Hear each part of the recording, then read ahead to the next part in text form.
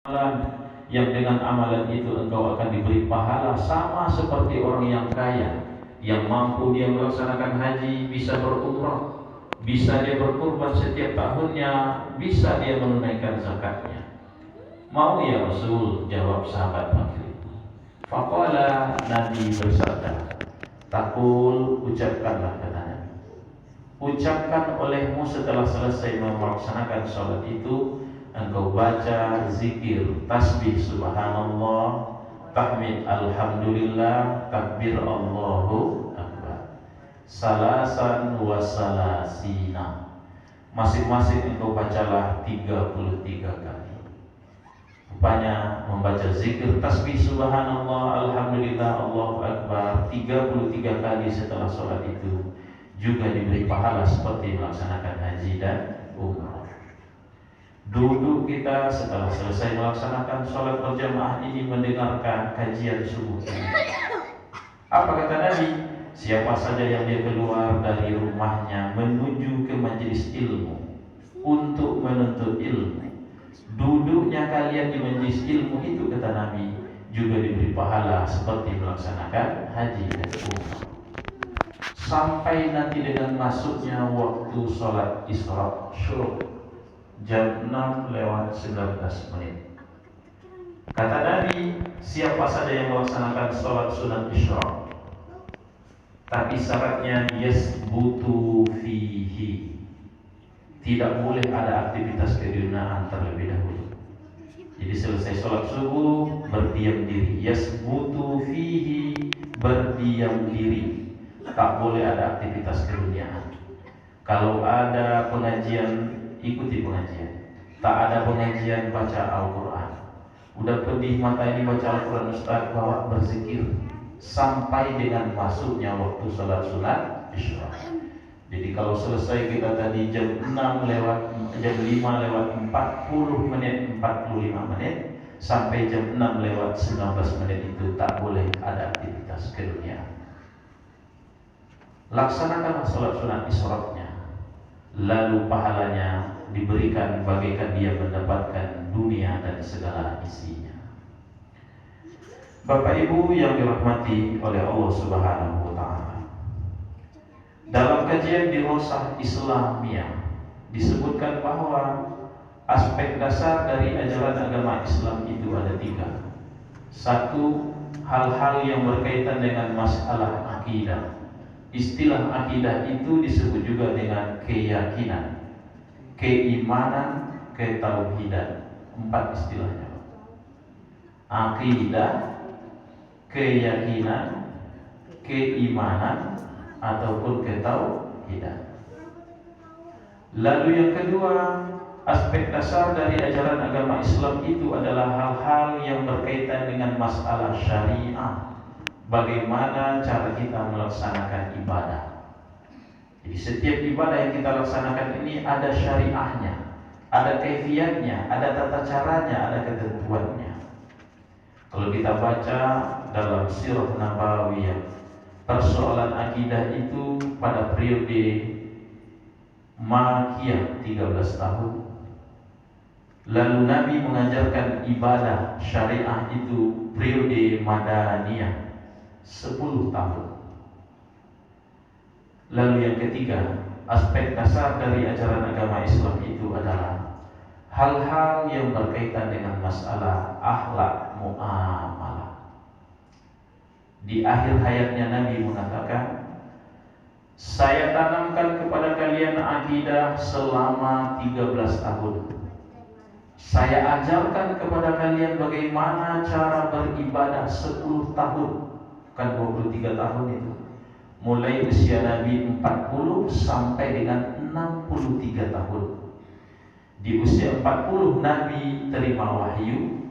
13 tahun pertama ayat turun berbicara persoalan akidah. 10 tahun kemudian setelah itu berbicara tentang ibadah. 13 tahun pertama panggilannya ya ayyuhan nas, wahai manusia, karena belum beriman. Setelah beriman 13 tahun baru dipanggil ya ayyuhallazina amanu, karena sudah beriman. Di akhir hidupnya Nabi mengatakan, saya tanamkan akidah kepada kalian selama 13 tahun. Saya ajarkan bagaimana cara beribadah selama 10 tahun. Tidak lain akhirnya adalah bagaimana akhlak kalian ini menjadi baik, kata Nabi. Jadi aspek yang ketiga dari ajaran agama Islam itu adalah hal-hal yang berkaitan dengan masalah akhlak muamalah sosial dalam kehidupan kita sehari-hari. Penjelasan seperti itu dapat kita baca dalam satu buku yang berjudul Membumikan Al-Quran yang ditulis oleh Profesor Dr. Quraish Shihab, mufassir Indonesia, yang terkenal bukunya itu ada 14 jilid itu Tafsir Al-Misbah. Kalau disusun dari meja, aku sepanjang meja aku tersusun jilidnya. Atau baca dalam satu buku yang berjudul Islam ditinjau dari berbagai aspeknya. Lebih jauh dalam kedua buku itu dijelaskan bahwa ketiga aspek ajaran agama Islam antara akidah dengan ibadah dan akhlak tak bisa dipisahkan antara satu dengan lainnya, karena dia saling berkaitan, saling berhubungan. Akidah tak bisa dipisahkan dengan ibadah, ibadah tak bisa pula dipisahkan dengan akhlak. Apa kaitannya? Kaitan antara akhlak dengan ibadah itu adalah seseorang akan berakhlak dia dengan akhlak yang mulia. Dalam kajian akhlak disebut dengan istilah akhlakul karimah. Akhlak yang baik, perangai budi pekerti yang baik. Seseorang akan berakhlak dia dengan akhlak yang mulia apabila dia mau melaksanakan ketentuan ajaran agama dalam bentuk ibadah. Jadi rupanya setiap ibadah yang kita laksanakan ini akan melahirkan akhlak-akhlak kita menjadi baik dan mulia. Nampak hasilnya setelah beribadah. Lalu apa pula kaitan antara ibadah dengan akidah? Kaitan antara ibadah dengan akidah itu adalah seseorang akan mau dia melaksanakan ketentuan ajaran agama dalam bentuk ibadah, di mana ibadah yang dilaksanakan itu mesti sesuai dengan yang telah disyariatkan. Apabila memang sudah tertanam sebuah keyakinan, keimanan, akidah, ketauhidan dalam dirinya. Itu kaitan antara akidah dengan ibadah, ibadah dengan akhlak. Kalau kita buat kebalikan pemahamannya, dalam kajian usul fikih disebut dengan istilah mafhum mukhalafah. Kebalikannya, kalau tadi dari akhlak ibadah, ibadah akidah. Sekarang dari akidahnya. Mafhum mukhalafah, kebalikan pemahamannya itu adalah hal pertama yang harus dilakukan oleh seseorang ketika ia ingin dicap, dianggap sebagai orang yang beragama Islam, orangnya disebut dengan Muslim, adalah mesti terlebih dahulu dia mengucapkan dua kalimat syahadat. Asyhadu an la ilaha illallah wa asyhadu anna Muhammadar Rasulullah. Itu adalah sebagai tanda bahwa dia memeluk agama Islam. Kalau ditanya, Bapak Ibu, semenjak kapan kita ini Islam? Sejak lahir, menurut Ibu. Kalau menurut apa?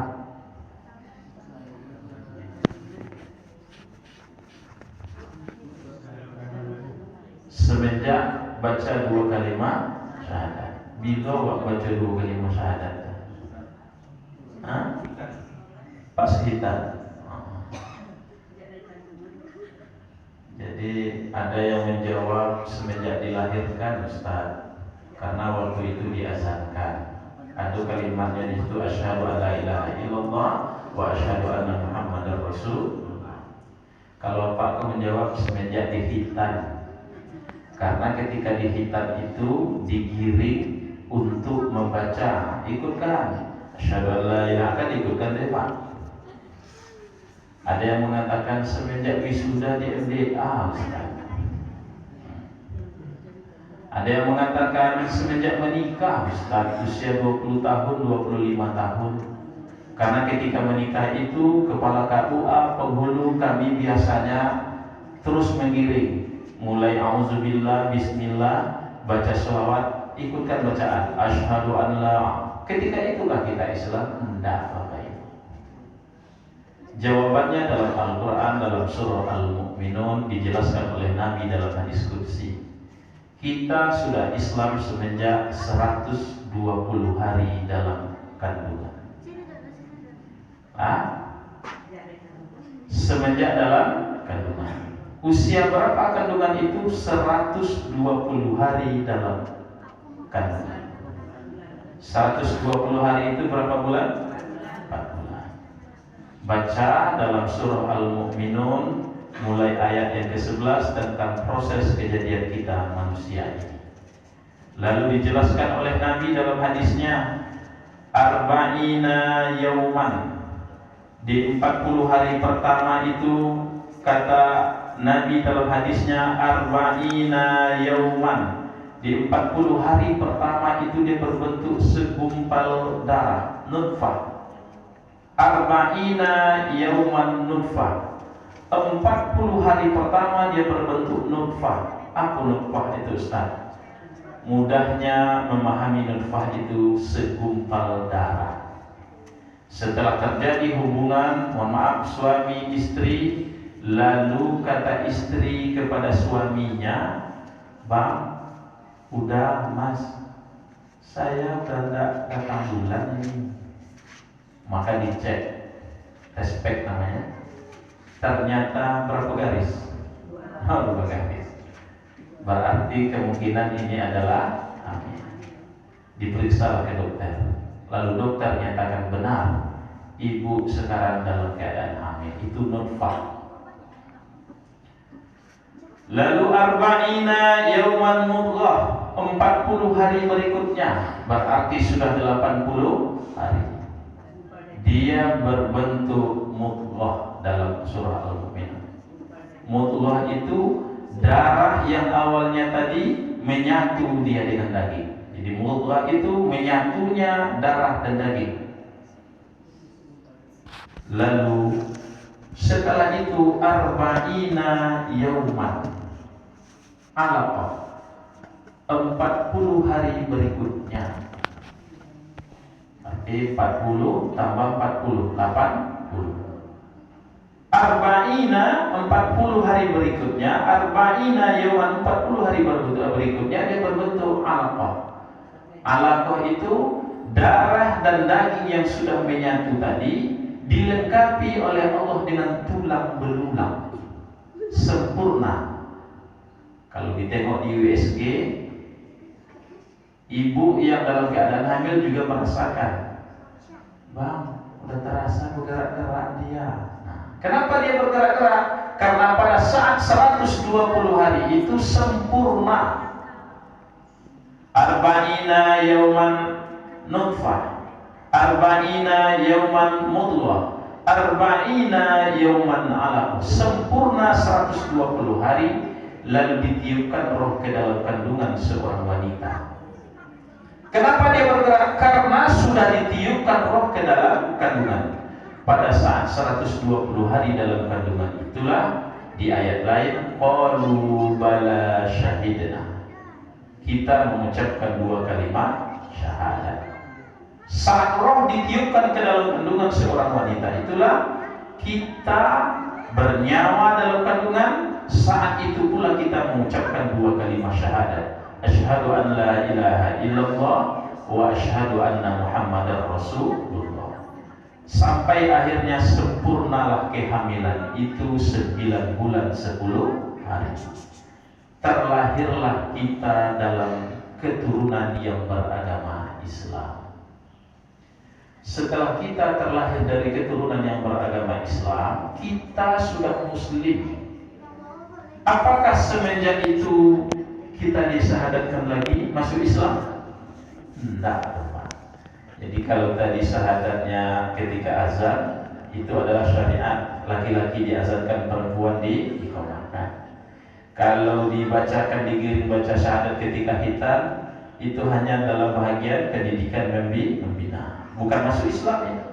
Kalau ketika wisuda di MDA disuruh baca syahadat, itu lagi-lagi hanya prosesi.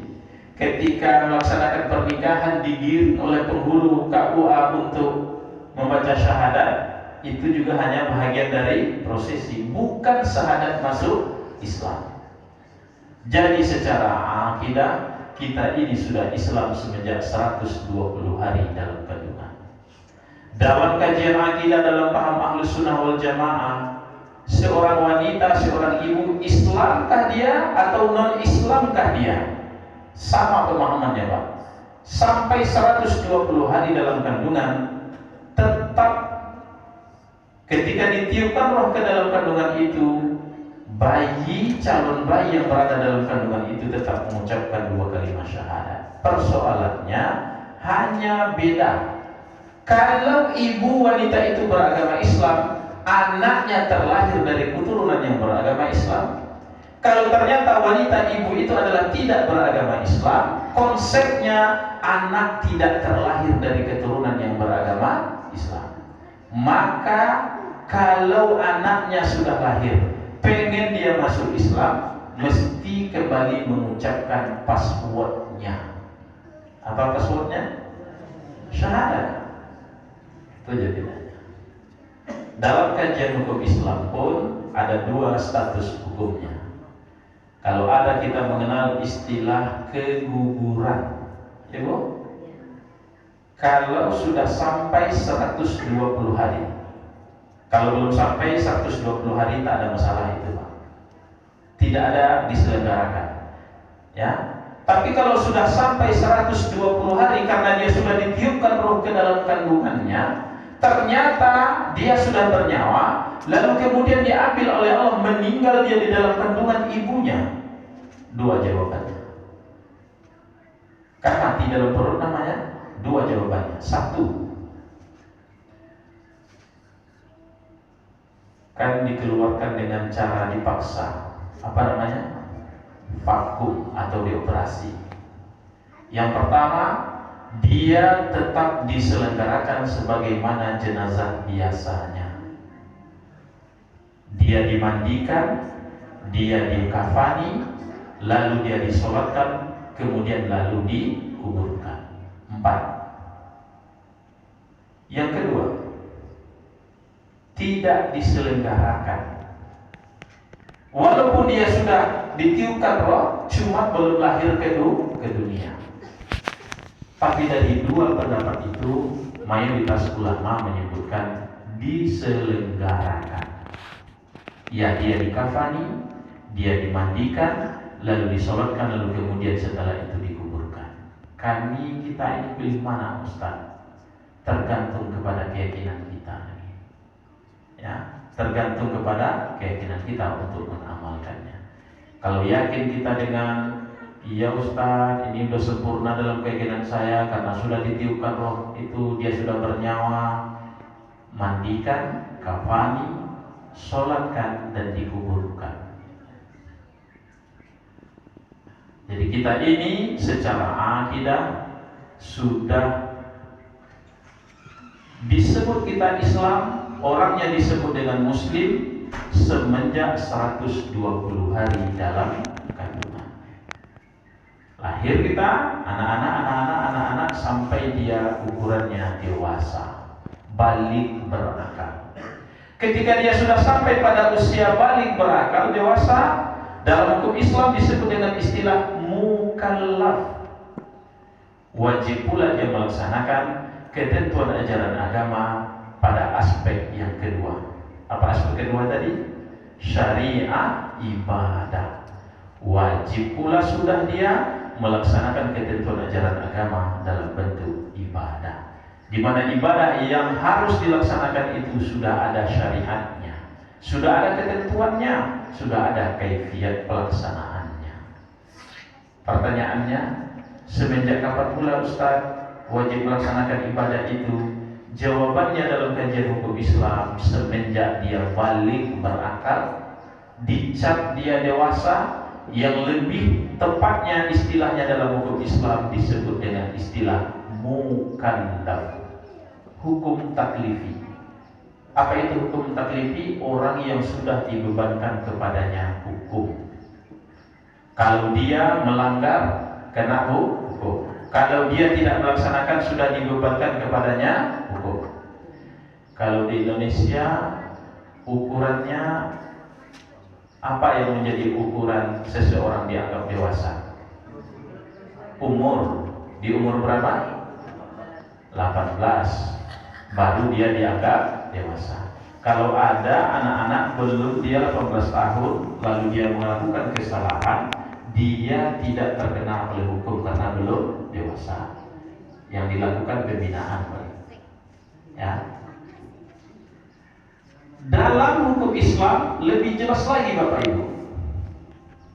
Kalau kita di Indonesia hukum positif diukur dengan usia 18 tahun, dalam kajian hukum Islam ukuran seseorang dianggap dia dewasa, balik berakal, disebut dengan istilah mukallaf itu adalah, mohon maaf saya, di bahasa fikih Pak, tidak ada maksud saya bahasanya vulgar. Pada laki-laki ditandai semenjak dia pernah mimpi basah keluar mani pertama kalinya, kira-kira usia 12-13 tahun.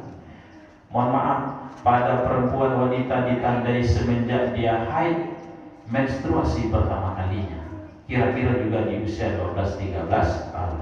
Semenjak itulah ketika dia sudah sampai pada tingkat mukallaf dengan ukurannya itu, wajib dia melaksanakan seluruh ketentuan ajaran agama dalam bentuk ibadah, yang apabila dia tidak melaksanakannya, dosa mulai tanggung masing-masing. Kalau sekarang kita menyuruh anak-anak kita di usia 6 tahun, 7 tahun, puasa nak, sholat sayang, kita suruh dia mengamalkan agama ini, mengerjakan ibadah, ini adalah mendidik, mengajar, membina. Belum wajib dia melaksanakan lagi. Yang menurut mayoritas ulama, anak-anak kita yang melaksanakan ibadah, pahalanya adalah untuk kedua orang tuanya. Ketika dia masih anak-anak, belum balik berakal, belum dewasa, belum mukallaf, kalau dia melakukan kesalahan yang berakibat dosa, juga belum dibalas dengan dosa. Contoh kecil, mohon maaf, bercarut-carutnya anak awak, menui awak berdosa, ompek katanya. Dia bercarut juga. Apakah ketika dia bercarut-carut yang berakibat dosa itu dia terkena oleh dosa? Tidak. Dilimpahkan dosanya ke orang tuanya? Tidak. Tapi kalau dia melaksanakan ibadah belum sampai dia lagi mukallaf, masih anak-anak, maka orang tuanya yang mendapatkan pahalanya. Kapan dia baru wajibnya? Semenjak dia mukallaf. Konang-konang lah di awak ini Pak. Kita bapak-bapak ini ukuran 12-13 tahun, sama dengan ibu-ibu semenjak kita usia dulu 12-13 tahun. Sadar jujur kita Pak.